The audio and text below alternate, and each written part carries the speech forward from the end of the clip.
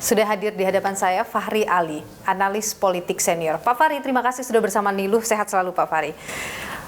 Pilpres sudah selesai, hasilnya sudah keluar meskipun itu masih quick count. Kita masih menunggu hasil resmi KPU. Tapi apa yang Anda evaluasi dari hasil Pilpres 2024 ini? Siapa yang muncul sebagai pemenang di dalam Pilpres itu memang sudah teramalkan lebih awal, walaupun tetap terkejut ya, karena Presiden Jokowi sangat aktif memberikan simbol-simbol, bahkan membagikan sembako.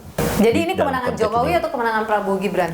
Saya lebih ingin mengatakan sebenarnya adalah kemenangan Jokowi dan terutama terhadap Megawati Soekarno Putri. Tapi dengan kemenangan yang diraih oleh Pak Jokowi ini, dalam tanda kutip begitu, yeah, akan bertahan lama. Disinilah yang kemudian kita perlu melihat politik parlemen. Yeah. Jangkauan kekuasaan dari Presiden Jokowi, at least ya sampai Oktober 2024 sekarang ini, itu masih relatif ya kuat di dalam pengertian bahwa Jokowi masih menjadi presiden. Ya. Lalu kemudian hubungan antara Prabowo di dalam konteks ini dengan Jokowi itu masih merupakan hubungan mesra.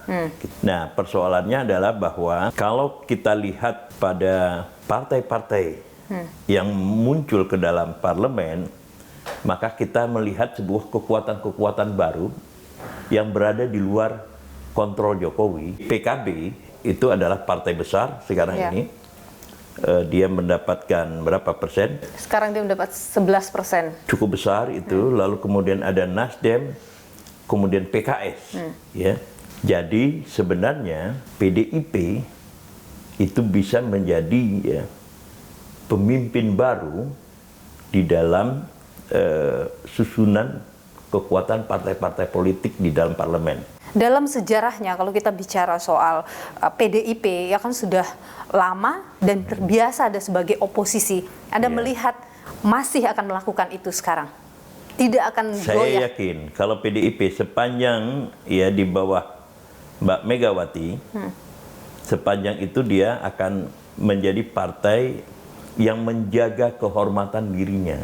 Ada suara dari Prabowo yang mengatakan soal merangkul semua. Artinya Anda membaca Prabowo tidak menginginkan ada oposisi mungkin? Prabowo sudah melihat keadaan bahwa pemerintahannya itu akan sulit ya stabil tanpa mengajak tambahan partai politik. Oke, dan partai politik yang di luar itu mau tidak Pak? Gitu. Anda lihat? Partai-partai ini saya harap mereka lebih idealis. Tetapi secara potensial bisa saja ada yang masuk. Yang Anda prediksi bisa masuk siapa? Partai-partai yang sudah terbiasa masuk ke dalam pemerintahan, itu umumnya tidak mau. Berada di luar pemerintahan? Berada di luar, kecuali PDIP. Sepanjang berada di bawah kepemimpinan Megawati Soekarno Putri. Kalau misalnya nanti oposisi hanya ada satu, hanya PDIP, seberapa kuat bisa melakukan check and balances bagi jalannya pemerintahan Indonesia? Saya balik ya, kekuatan-kekuatan civil society akan beraliansi dengan PDIP dan dia akan muncul sebagai pemenang di dalam pemilu yang akan datang. Karena apa? Massa yang merasa tersingkir di dalam proses yang undemokratik itu cenderung mencari pemimpin-pemimpin resmi di dalam dunia politik, yaitu partai yang bersedia untuk menjadi oposisi. Secara ideal,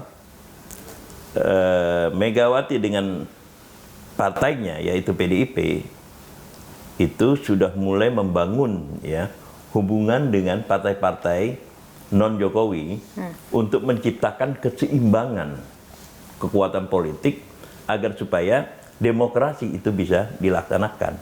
Itu terus terang juga ada kontestasi. Saya memperkirakan ya pihak Prabowo dan juga Jokowi itu pun mungkin sudah mengirim orang-orangnya untuk menghampiri kawan-kawan dari partai-partai yang sebelumnya di dalam kontestasi kepresidenan itu saling berlawanan gitu.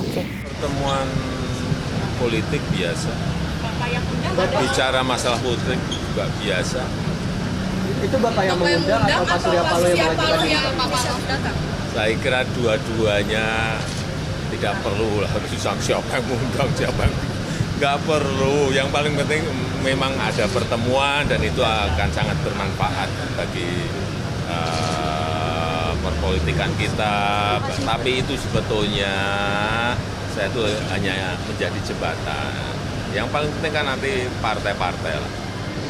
Kalau misalnya nanti yang mengambil posisi hanya sebagai oposisi hanya PDIP, bagaimana melihat kekuatan Prabowo di pemerintahan? Dia akan kuat, gitu, akan sangat kuat, dan karena itu dia bisa saja makin percaya kepada dirinya sendiri.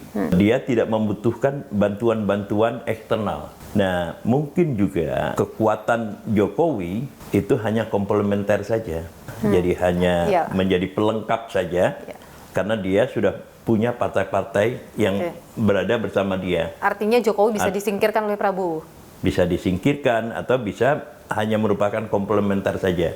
Artinya, ya, sosok yang dominan di dalam kepemimpinan nasional itu adalah Prabowo. Dan kalau kita lihat, kita belajar dari apa yang terjadi ya antara Jokowi dengan Megawati, maka hal itu mungkin juga bisa terjadi hubungan antara Prabowo dan Jokowi. Jadi sepanjang Presiden Jokowi itu belum mempunyai partai politik ya, partai politik parlemen yang cukup kuat, maka aktor utama ya setahun atau 2 tahun ke depan itu adalah Prabowo Subianto. Dan Anda membaca Jokowi saat ini sedang kasak kusuk untuk bisa mendapatkan partai besar? Secara hipotesis, saya kira ya dia sudah memikirkan hal itu. Nah, mungkin saja sekarang sedang terjadi negosiasi gitu antara Jokowi dengan sahabat saya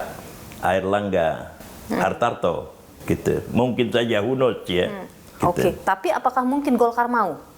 Golkar itu tidak ditentukan oleh ketua umumnya, gitu. Tetapi ditentukan oleh slagorde dari Golkar itu sendiri, plus konstituennya yang besar, gitu. Pak Fahri, setelah penghitungan cepat itu keluar, kita lihat perolehan suara antara partai dengan capres itu tidak sejalan seirama. PDIP perolehan suaranya tertinggi, tapi kemudian capresnya suaranya terendah. Dan Ganjar menyebut ini ada anomali, suara-suara soal kecurangan itu muncul. Hasil dari quick count perolehan PDI Perjuangan saya kira masih tinggi ya? Iya. Kalau nggak salah masih nomor 1 ya? Agak anomali ya dengan suara saya. Maka hari ini sedang diselidiki oleh kawan-kawan. Mudah-mudahan nanti ketemu apa faktornya. Gitu.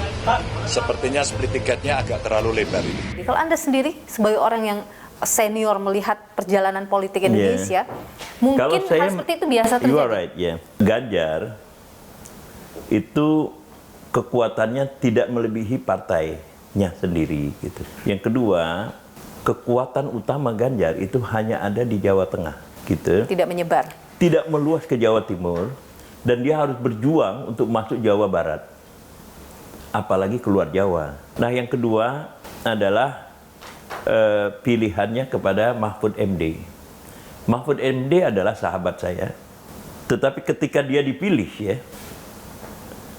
menjadi wakil presiden, itu adalah pilihan yang bagus di dalam versi kaum reformis. Nah, tetapi Mahfud itu masih harus berkompetisi sekuat-kuatnya dengan tokoh-tokoh NU lainnya. Mestinya kalau itu mereka punya imajinasi yang sedikit agak radikal, PDIP mestinya memilih ya calon presiden dari luar partainya sendiri gitu. Iya.